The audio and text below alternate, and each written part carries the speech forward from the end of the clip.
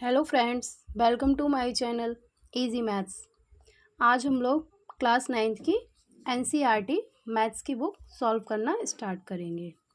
ठीक है, हम आज चैप्टर नंबर फर्स्ट, जिसका नाम है संख्या पद्धति नंबर सिस्टम, उसे सॉल्व करेंगे।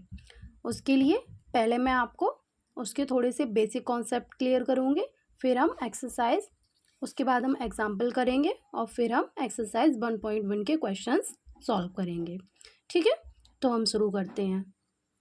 तो सबसे पहले चैप्टर नंबर फर्स्ट का नाम है संख्या पद्धति, इंग्लिश में नंबर सिस्टम। मैं आपको दोनों लैंग्वेज में बताती चलूँगी ताकि इंग्लिश या हिंदी में किसी को कोई प्रॉब्लम ना हो। ठीक है, तो सबसे पहले हम एक ये समझते हैं कि प्राकृतिक संख्याएं, नेचुरल नंबर्स, पूर्ण संख्याएं, होल नंबर्स, पूर्णांक, इंटीजर्स, ये क्या होते हैं। ठीक है, इस चैप्टर को सॉल्व करने के लिए पहले हमें ये चीज़ें आना ज़रूरी है। ठीक है, तो हम सबसे पहले यहाँ पर एक संख्या रेखा ड्रॉ करते हैं। ओके, फिर हम संख्या रेखा से हम सारे नंबर समझेंगे कि कौन सा नंबर क्या होता है। तो हमने यहाँ पर एक संख्या रेखा बना ली।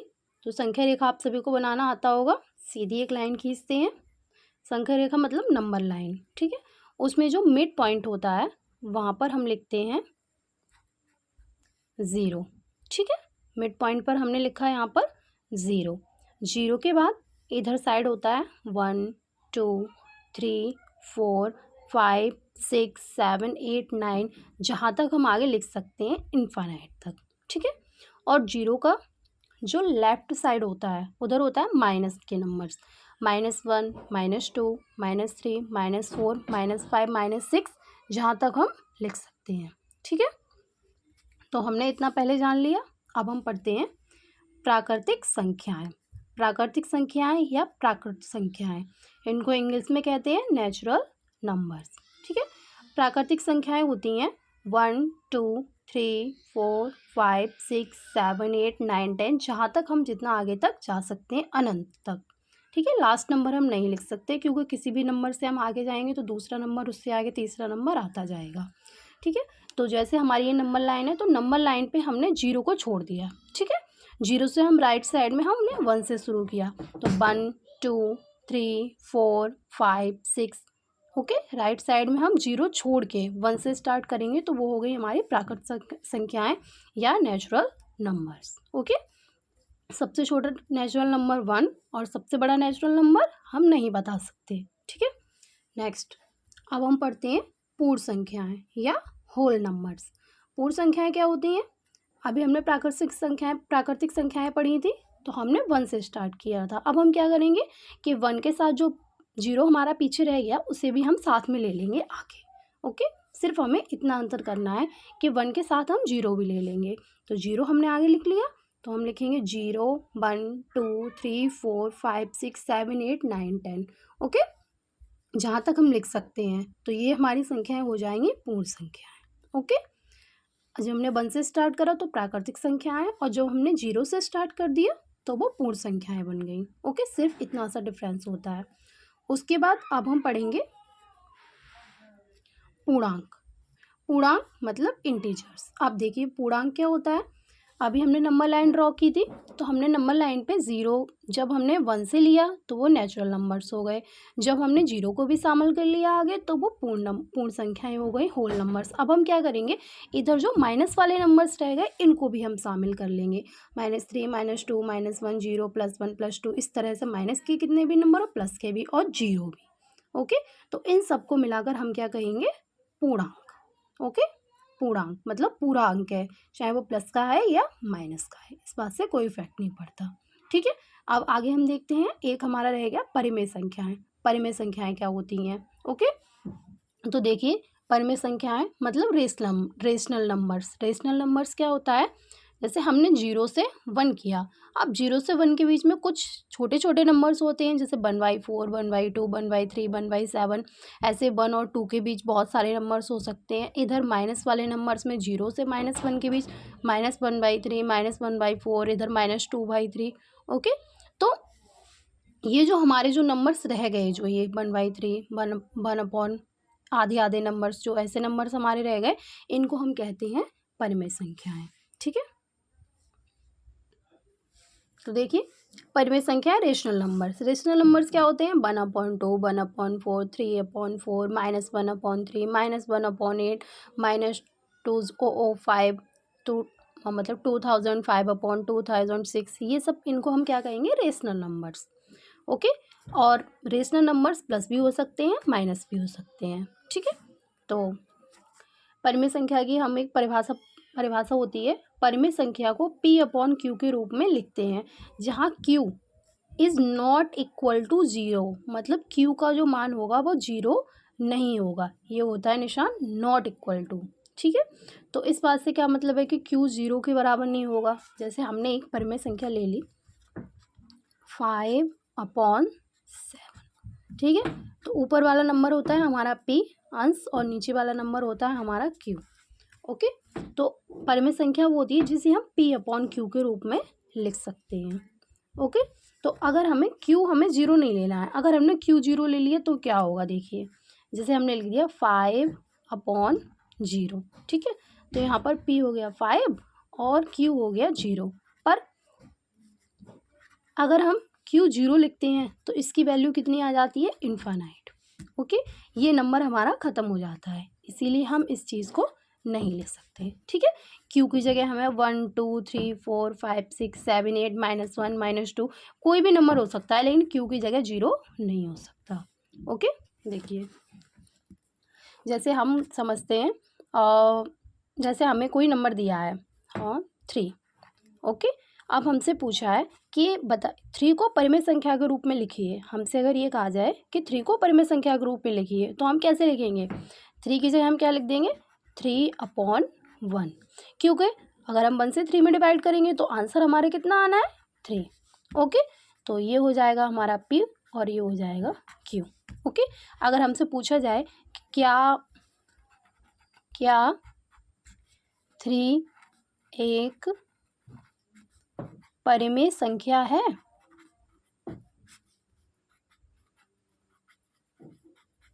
परिमेय संख्या है, तो इसका आंसर क्या होगा? हाँ। क्यों हाँ? क्योंकि हम 3 को कैसे लिख सकते हैं? 3/1।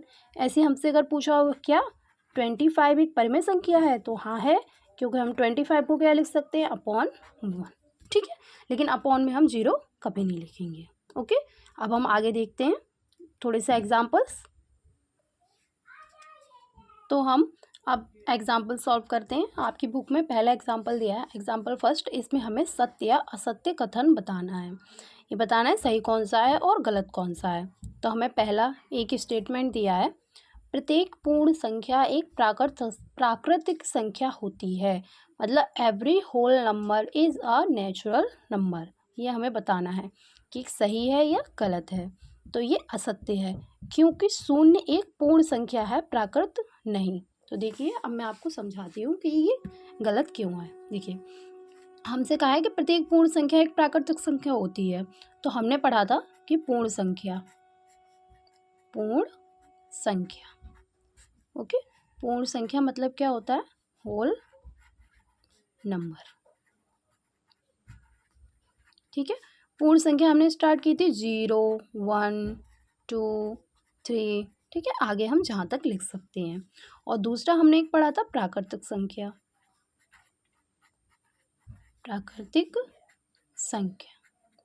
ओके। प्राकृतिक संख्या हमने कहाँ से पढ़ी थी? 1 2 3 4। ओके। तो अब आप देखिए प्राकृतिक संख्या और पूर्ण संख्या में क्या कॉमन मिल रहा है हमको? 1 से। ओके। ये जितना भी हमारा पार्ट है ये दोनों में कॉमन है, लेकिन पूर्ण संख्या में जो 0 आया है वो हमारी प्राकृतिक संख्या में नहीं है।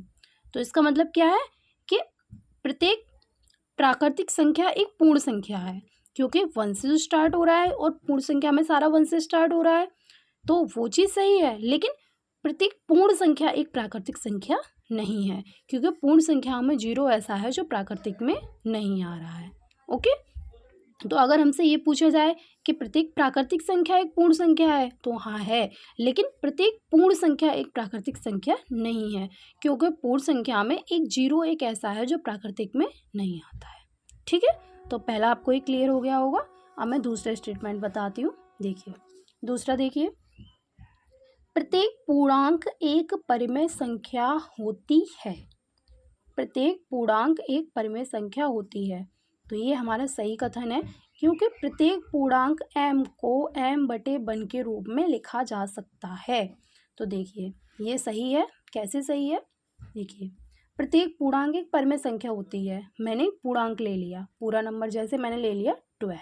ओके, अब हमसे ये पूछा जाए कि क्या 12 एक परिमेय संख्या है? तो हाँ है, क्योंकि हम कैसे लिख सकते हैं 12 को 12/1 मतलब p/q के रूप में हम लिख सकते हैं। ओके, अभी पहले मैंने आपको अभी थोड़ी देर पहले एग्जांपल लेके बताया था। ऐसे ही अगर हमसे ये पूछा जाए कि 24 क्या एक परिमेय संख्या है?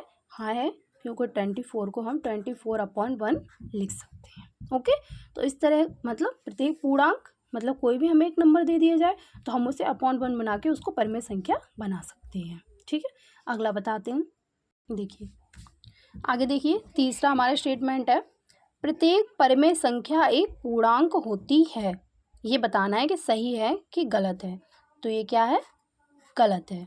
कैसे गलत है? क्योंकि 3/5 एक पूर्णांक नहीं है। देखिए कैसे, अब अगर मैंने एक परिमेय संख्या ले ली 12/4। ओके, अब मैं इसको क्या लिख सकती हूँ? 4 तिया 12 3। तो ये क्या हो गया? ये एक पूर्णांक हो गया। या फिर मैंने लिख लिया 25, तो मैंने क्या लिख दिया? 25/1। तो ये क्या हो गया? एक पूर्णांक है हमारा। ये परिमेय संख्या है लेकिन ये क्या है? एक पूर्णांक है। लेकिन अगर मैं अभी लिखती हूँ यहाँ पर, मैंने ले लिया 1/2, ये मेरी एक परिमेय संख्या है, परिमेय संख्या। लेकिन क्या इसका मान एक पूरा अंक आएगा? मैं 2 से 1 में डिवाइड करूँगी, 2 से 1 में डिवाइड करूँगी, 0. यहाँ एक 0 लगाएंगे 5। आंसर मेरा कितना आएगा? 0.5। आंसर मेरा कितना आएगा? 0.5। इसका मतलब ये पूरा अंक नहीं है। 0.5 पूरा अंक नहीं है। पूरे अंक क्या होते हैं? 0 0 1 2 3 4 -1 -2 -3, मतलब पूरा नंबर होना चाहिए। उसका डिवाइड करने के बाद पॉइंट में नहीं जाना चाहिए। जैसे मैंने ले लिया 3/5। ओके, अब मैं 3/5 की वैल्यू निकालती हूँ तो क्या आएगी? 5 से मैं 3 में डिवाइड करूँगी, 0.0 लगाएंगे, 5 हिंगे 30 30। आंसर कितना आया मेरा? पॉइंट में। पूरा नंबर यहाँ पर नहीं आया। ओके, और यहाँ पर हमारा क्या आया था? पूरा नंबर। समझ में आया? तो क्या है? प्रत्येक परिमेय संख्या एक पूर्णांक नहीं होती है। कुछ हो सकती हैं और कुछ नहीं हो सकती है। ठीक है, आगे देखते हैं अब हम। नेक्स्ट एग्जाम्पल नंबर 2, 1 और 2 के बीच 5 परिमेय संख्या ज्ञात कीजिए। ठीक है, 1 और 2 के बीच हमें 5 परिमेय संख्या ज्ञात करनी है। तो इनको हम कैसे ज्ञात करेंगे? इसका हमारे पास 2 मेथड है। एक तो लेंदी मेथड है, उसमें हम क्या करते हैं? 2 नंबर्स को जोड़ते हैं और उसका आधा करते हैं, फिर 2 नंबर्स को जोड़ते हैं, फिर आधा करते हैं। इस तरह से हम जोड़ जोड़ के 5 परिमेय संख्या निकाल लेंगे। और एक इसका शॉर्टकट मेथड है। ठीक है, तो पहले मैं आपको लॉन्ग मेथड से थोड़ा सा बता देती हूँ, समझा देती हूँ कि आखिर कैसे करना है। फिर हम जो मेथड आपको अप्लाई करना है, जो आपकी बुक में दिया है, जिसके हिसाब से आंसर शीट में आंसर दिया है, फिर मैं आपको उस तरह से बताती हूँ। ठीक है, तो हम 1 और 2, हमें 2 नंबर्स दिए, इनके बीच हमें 5 परिमेय संख्या निकालनी है। तो हमने क्या किया? 5 निशान लगा लिए, 1 2 3 4 5। तो पहले हम इन दोनों को जोड़ेंगे और अपॉन 2 कर देंगे। 1 + 2 अपॉन 2, तो मेरा कितना आंसर आ जाएगा? 3/2। ठीक है, तो एक संख्या हमारी निकल गई 3/2। ओके, अब मुझे क्या करना है? अब मैं ऐसे ही इसको और इसको ऐड कर लूँगी और अपॉन में 2 कर दूँगी, आधा कर दूँगी, तो इसके बीच परिमेय संख्या निकल जाएगी। ऐसे ही मैं इसको और इसको ऐड कर दूँगी, उसका अपॉन 2 कर दूँगी, तो इन दोनों के बीच आधी परिमेय संख्या निकल जाएगी। ठीक है, तो मैं आपको करके बताती हूँ। अब मुझे इन दोनों के बीच निकालनी है, तो मैंने क्या किया? 1 + 3y2। ठीक है, और इसको क्या कर दिया? 2 से आधा। ठीक, अपॉन 1 मान के इसको हम सॉल्व करेंगे तो कितना आएगा? एलसीएम इसका 2 आएगा, 2 + 3/2, 2 और 3 5, 2, और ये जो हमारा 2 नीचे हुआ है, इसका नीचे गुणा हो जाएगा यहाँ पर। तो आंसर हमारा कितना आ गया? 5/4। ओके, अब मैं इस 5/4 को क्या करती हूँ, यहाँ पे लिख लेती हूँ। ओके, अब मैं क्या करूँगी, अब इन दोनों के बीच में एक परिमेय संख्या इन दोनों के बीच निकाल लूँगी, तो इनको भी ऐसे ही कर लेंगे। 5/4 प्लस 3/2, इन दोनों को हमने जोड़ लिया, बटे 2। ठीक है, इसे हम सॉल्व कर देते हैं। सॉल्व करना आप सभी को आता होगा। अगर नहीं आता है, अगर आपको भिन्न जोड़ना नहीं आती हैं, तो मेरी एक वीडियो है एडिशन ऑफ फ्रैक्शन, उसे आप जाकर देख सकते हो। उससे आपको समझ में आ जाएगा कि इनको कैसे ऐड करते हैं। ठीक है, 10 मिनट की वीडियो है, ज़्यादा लंबी नहीं है। तो 4 और 2 का एलसीएम लेंगे तो 4 आ जाएगा, और ऊपर हो जाएगा 5, और ये हो जाएगा 6, और बटे ये नीचे वाला 2। ठीक है, तो 6 और 5 को जोड़ा तो 11/4, और ये जो हमारा नीचे 2 था इसका हो गया ऊपर गुणा, तो आंसर कितना आ गया, 11/8। ठीक है, तो हम इसको लिख देंगे ऐसे 11/8। अब हमें कितनी परिमेय संख्या मिल गई, 3, 1 2 3। अब हम इधर 2 और निकालेंगे, तो इसी तरह से हम इधर निकालेंगे 3/2, और 2 को ऐड कर देंगे और आधा कर देंगे, 3/2। तो हमने ये वाली परिमेय संख्या लिख ली 3/2 और प्लस 2 और बटे 2, आधा कर दिया इसको, बटे 1 मान के इसका हम इसको जोड़ लेंगे, तो आंसर हमारा कितना आएगा इसका। पहले इसको इतने को सॉल्व करेंगे, 2 3 और यहाँ 2 दूनी 4 हो जाएगा। ठीक है, बटे 2, ये हो गया 7/2 इंटू 2, 7/8। ठीक है, तो ये आ गया हमारा 7/8, तो मैंने इसको लिख लिया यहाँ पर। ओके, अब लास्ट एक हमें और निकालनी है, तो इन दोनों को ऐड करके और यहाँ पर वो वाली संख्या यहाँ हम निकाल लेंगे। ठीक, तो निकाल लेते हैं फिर। 3/2 प्लस 7/8/2। ओके, एलसीएम 8 आ जाएगा इसका, तो चौके 8, 3 दूनी 6, 7/2, 7 और 6 13/8 इंटू 2, 13/16। ओके, तो ये हमारा आंसर आ गया। तो ये हमारी क्या हुई, ये हमारी 5 परिमेय संख्या निकल के आ गई। ये मेथड हमारा बहुत ज़्यादा लेंदी है। ओके, और बहुत ज़्यादा टाइम टेकिंग है, और थोड़ा कैलकुलेशन भी ज़्यादा पड़ रही है। अब मैं आपको सेकंड मेथड बताती हूँ, जिसके हिसाब से आपको क्वेश्चंस करने हैं। ओके, तो मैं इसी सवाल का आपको अब सेकंड मेथड बताती हूँ। देखिए, हमारा क्वेश्चन क्या था, हमें 1 और 2 के बीच 5 परिमेय संख्या निकालनी थी। तो हमने 1 और 2 और बीच में क्या किया, 5 निशान लगा लिए। अब हम इस मेथड को कैसे अप्लाई करेंगे, हम क्या करेंगे, 5 परिमेय संख्या निकालनी है, तो हमने 5 में 1 जोड़ दिया, तो यहाँ पर हमने कितना कर लिया, 6। ठीक है, तो हमने 6 कर लिया, तो हम 6, अब देखिए हमारा यहाँ पर 6 आया, इस 6 को हम क्या करेंगे, ये जो हमारी पहली परिमेय संख्या लिखी है इसका हर हम 6 लिख लेंगे। ठीक है, और हम 6 से क्या किया हमने, हम 6 हमने नीचे लिखा, और ऊपर भी हम क्या लिख देंगे, 6 लिख देंगे। 6 से ऊपर भी गुणा कर देंगे, मतलब हमने नीचे भी 6 से गुणा कर दिया और ऊपर भी हमने क्या कर दिया, 6 से गुणा कर दिया। ऐसे ही हम 2 को लिखेंगे। ठीक है, तो 2 को हम कैसे लिखेंगे, 2/6। नीचे भी हमने हर बना लिया 6 से नीचे लिख दिया, और ऊपर भी हमने 6 से क्या कर दिया, गुणा कर दिया। इतनी बात समझ में आई।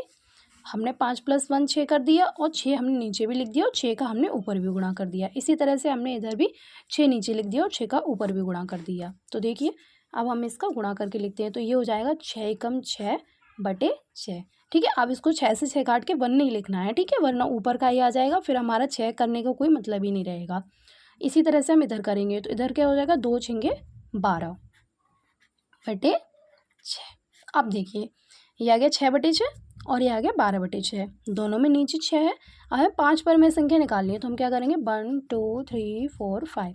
अब 6 से हम बढ़ाएंगे, 12 तक लेके जाएंगे। देखिए, 6 के बाद क्या आता है, 7/6, फिर 7 के बाद क्या आता है, 8/6, फिर 9/6, फिर 10/6 और फिर 11/6। ठीक है, आप देखिए, ये हमारी बीच में 5 परिमेय संख्या आ गई, 1 2 3 4 5। ओके, समझ में आया। अब हम इनको थोड़ा सा और सॉल्व करेंगे। ये हमारी 5 परमेय संख्याएं एक तो आई है 7/6, एक आई है 8/6, एक आई है 9/6 और एक आई है 10/6 और एक आई है 11/6। इसमें अगर कोई किसी से कट रहा है तो हम इसे सॉल्व करके सरल रूप में लिखते हैं। देखिए कैसे करते हैं। ये 7/6 है, ये 8/6 है, तो इसको हम 2 से काट देंगे। 2 चौके 8, 2 तिये 6। ये है 9/6, तो इसको हम 3 से काट देंगे। 3 तिया 9, 3 दूनी 6। ये है 10/6, इसको हम 2 से काट देंगे। 2 पंजे 10, 2 तिया 6। ठीक है, अब हम लास्ट में ठीक से आंसर करके लिख देंगे। 7/6, 4/3, 3/2, 5/3 और 11/6। ओके, तो ये हमारी आ गई 5 परमेय संख्याएं। अब ये आंसर और इससे मैंने दूसरे तरीके से किया था, वो दोनों आंसर मैच नहीं हो रहे हैं, लेकिन आंसर दोनों ही सही हैं, क्योंकि 2 परमेय संख्याओं के बीच अनंत परमेय संख्या हो सकती हैं। और जब एग्ज़ाम में आपके पास सवाल आएगा तो उसमें आपके पास आंसर शीट तो होगी नहीं कि आंसर क्या आना है, तो उसमें आपको जिस मेथड से सही लगेगा उस तरह से आप करके आएंगे और आपका आंसर सही माना जाएगा। सिर्फ आपका मेथड सही होना चाहिए। ओके, अब आगे हम एक्सरसाइज शुरू करते हैं। देखिए, अब हम शुरू करते हैं एक्सरसाइज 1.1। अभी मैंने जो आपको एग्जाम्पल कराए हैं सिर्फ उसी तरह से एक्सरसाइज सॉल्व करनी है, कुछ नया नहीं है। अगर आपने एग्जाम्पल ठीक से समझ लिए तो आप एक्सरसाइज भी अच्छे से कर लेंगे। तो हमारा पहला क्वेश्चन है, क्या 0 एक परमेय संख्या है? क्या आप इसे P/Q के रूप में लिख सकते हैं, जहाँ P और Q पूर्णांक हैं और Q is not equal to 0 है। तो हमसे ये पूछा है कि क्या 0 एक परमेय संख्या है? तो हाँ, 0 एक परमेय संख्या है। हम इसे P/Q के रूप में लिख सकते हैं। कैसे लिख सकते हैं? 0 को हम 0/1, 0/2, 0/8, 0/-3, 0/-7, कोई भी नंबर, ऊपर आप 0 लिखिए, नीचे कोई भी नंबर लिखिए, तो उसका आंसर लास्ट में आके कितना आएगा? 0 आएगा। ओके, Q को हम ऋण पूर्णांक भी लिख सकते हैं, मतलब धनात्मक पॉजिटिव नंबर लिखिए या नेगेटिव नंबर लिखिए। ओके, तो समझ में आ गया 0 एक परमेय संख्या है, क्योंकि 0 के नीचे हम कोई भी हर लगा के Q की कोई भी वैल्यू लगा के लिख सकते हैं। सिर्फ हम Q की जगह 0 नहीं लिख सकते, ठीक है, क्योंकि अगर हमने Q की जगह लिख दिया तो क्या आ जाएगा? 0/0। इसका कोई मतलब नहीं होता है। ओके, ये हमारी इनफिनाइट वैल्यू हो जाएगी। ठीक, तो अब हम अगला क्वेश्चन करते हैं। देखिए, अब क्वेश्चन नंबर 2 करते हैं। 3 और 4 के बीच 6 परमेय संख्याएं ज्ञात कीजिए। तो मैंने जो आपको सेकंड मेथड बताया था, हम उसी तरह से करते हैं, उससे हमें सही पड़ेगा। क्योंकि हमें 6 परमेय संख्या निकालनी है, तो हम क्या करेंगे? 6 + 1 = 7। 6 परमेय संख्या निकालनी है, इनमें 6 की जगह क्या कर दिया? 7 कर दिया। 6 + 1 7 कर दिया। ठीक है, अब हम क्या करेंगे? हमें जो ये दोनों नंबर्स दिए हैं, एक दिया है 3 और एक दिया है 4, तो हम 3 के नीचे लिखेंगे 7। ओके, और ऊपर भी क्या करेंगे? 7 से गुणा। नीचे ऊपर दोनों तरफ हमने गुणा कर लिया। इसी तरह से हम इधर भी 7 से ऊपर गुणा करेंगे और 7 से ही नीचे गुणा करेंगे। अब जो आंसर आया गुणा करके वो लिख देंगे। 7 तिया 21/7। ओके, और इधर हो जाएगा 4 सते 28/7। अब हम बीच में हमें 6 परमेय संख्या निकालनी है, 6 निकाल दीजिए। 21 के बाद क्या आता है? 22/7। 22 के बाद क्या आता है? 23/7। 23 के बाद 24/7, 25/7, 26/7 और 27/7। ठीक है, ये हमारी 6 परमेय संख्या आ गई। 1 2 3 4 5 6। ठीक है, हो गया क्वेश्चन सॉल्व। 3 और 4 के बीच 6 परमेय संख्या निकालनी है, तो 6 निकालनी है, इसलिए 6 + 1 7 हो गया। 7 से हमने नीचे गुणा कर दिया, ऊपर भी कर दिया, हर भी 7 बना दिया दोनों का, ऊपर भी गुणा कर दिया। 21/7 आ गया, इधर 28/7 आ गया, बीच में हमने नंबर्स बढ़ा के लिख दिया। ओके, अब मैं आपको क्वेश्चन नंबर 3 बताती हूँ। अब हम क्वेश्चन नंबर 3 सॉल्व करते हैं। थोड़ा अलग है, क्योंकि इसमें एक नंबर ना देके पूरा P/Q अंश और हर दोनों में दिया है। तो 3/5 और 4/5 के बीच 5 परमेय संख्या निकालनी है। तो देखिए हम इसे कैसे निकालेंगे। हम क्या करते हैं, 10 से ऊपर नीचे दोनों तरफ मल्टीप्लाई कर देते हैं, ऊपर और नीचे हर सेम बनाते हैं। देखिए, सबसे पहले ये देखिए कि इधर भी 5 है और यहाँ भी 5 है, तो हम डायरेक्ट क्या करते हैं, 10 से ऊपर नीचे मल्टीप्लाई कर देते हैं। तो ऊपर नीचे दोनों तरफ हर क्या होगा? 50 हो जाएगा। तो हमने क्या किया, 10 से ऊपर भी मल्टीप्लाई कर दिया और 10 से हमने नीचे भी मल्टीप्लाई कर दिया। इसी तरह से हमने 10 से ऊपर मल्टीप्लाई कर दिया और 10 से हमने नीचे मल्टीप्लाई कर दिया। ठीक है, अब 10 से ही क्यों मल्टीप्लाई करा है ये मैं आपको आगे बताऊंगी, पहले हम इसका आंसर निकालते हैं। ठीक है, तो ये हो जाएगा 30/50। ठीक है, और इधर हो जाएगा 40/50। ओके, अब दोनों में 50-50 है, नीचे हर समान होना चाहिए, पहले ये देखना है। अगर हर समान नहीं है तो हम आंसर नहीं लिख सकते इस तरह से। ठीक, तो 50-50 है तो हमें इसके बीच 5 पर में संख्या निकालनी है, तो हम क्या लिख लेंगे 31/50, 32/50, 33/50, 34/50 और 35/50। ठीक है, अब 32 की जगह 37/50, 38/50, 5 निकालनी। वैसे तो हम इनके बीच 10 लिख सकते हैं अभी इस तरह से, हमने 5 लिख ली। 1 2 3 4 5, ये आ गया हमारा आंसर। ठीक, ये हो गया हमारा आंसर। अब हमने 10 से ही मल्टीप्लाई क्यों किया, 10 की जगह हम किसी और से भी मल्टीप्लाई कर सकते हैं। जैसे अगर हम करते हैं 2 से मल्टीप्लाई। ओके, देखिए मैं आपको बताती हूँ। तो 3/5 हमने लिखा, अब हमने 2 से भी ऊपर मल्टीप्लाई किया और नीचे भी किया। इसी तरह से हमने 4/5 लिखा और 2 से भी ऊपर मल्टीप्लाई किया और 2 से नीचे भी मल्टीप्लाई किया। ठीक है, तो ये 3 दूनी 6 और 5 दूनी 10। इधर हो गया 4 दूनी 8 और 5 दूनी 10। अब हमें इसके बीच लिखनी है परिमेय संख्याएं। अब इधर 6 है, इधर 8 है, तो मैं इधर क्या लिख सकती हूँ 7/8। क्या आई, एक ही परिमेय संख्या निकल के आई, लेकिन मुझे निकालनी कितनी है 5। ओके, तो इसलिए मैंने 10 से मल्टीप्लाई किया। 10 से मल्टीप्लाई करने के बाद हम बीच में क्या निकाल सकते हैं 10, 9, 10 नंबर्स बीच में निकाल सकते हैं। ठीक है, तो ये क्वेश्चन समझ में आ गया। अब लास्ट एक और क्वेश्चन और है, वो भी सॉल्व करते हैं। तो देखिए क्वेश्चन नंबर 4 है, इसमें हमें सत्य असत्य कथन बताना है। पहला है, प्रत्येक प्राकृतिक संख्या एक पूर्ण संख्या होती है। Every natural number is a whole number. तो ये सही है, ये मैंने अभी आपको एग्जाम्पल में भी बताया था, मैं आपको दोबारा बताती हूँ। देखिए प्राकृतिक संख्या, प्राकृतिक संख्या,